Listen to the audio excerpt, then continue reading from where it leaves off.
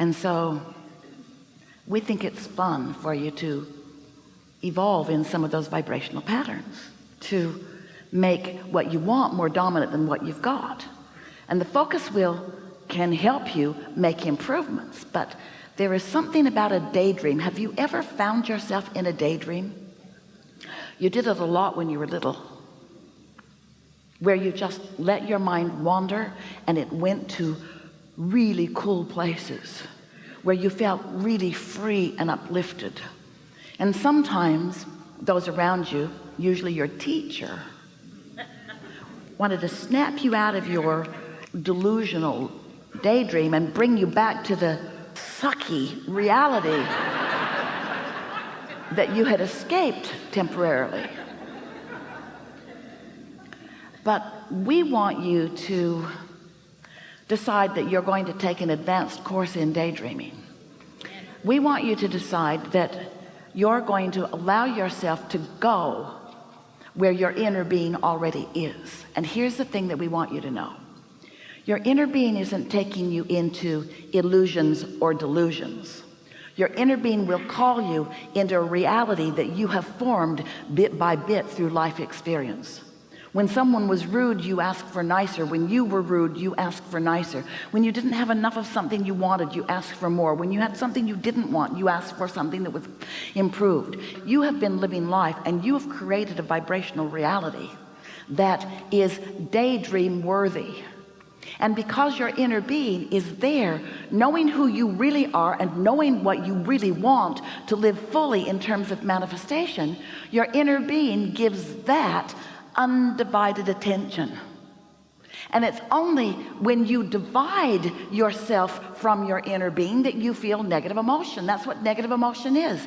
You're not dreaming the dream like your inner being does. You're not seeing the positive aspects. You're not acknowledging the benefit. You're not embracing the value of the contrast and riding the rockets, your own rockets of desire. And so now you know our heart's desire. Our heart's desire is that you let yourself be you and stop being the old version of you.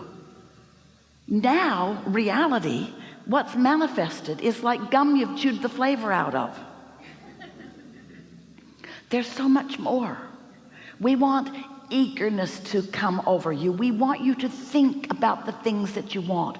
When you think of travel, we want you to no longer kill the first thought of it by saying it's expensive, or airlines aren't what they used to be, or there's too much traffic on the highway, or there's too much construction. Because while some of that is true, most of it has no relationship to the thrill of getting out into the world that you still want, you see.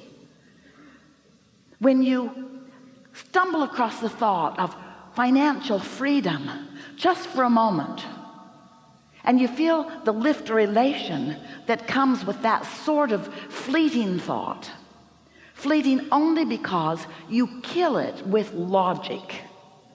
Where am I going to get that kind of money? How am I going to ever be in a place where that could come to me? So you practice the thoughts that don't let your dreams live. So your dreams don't be dominant. Your current bank account is. Well, you don't have to do that.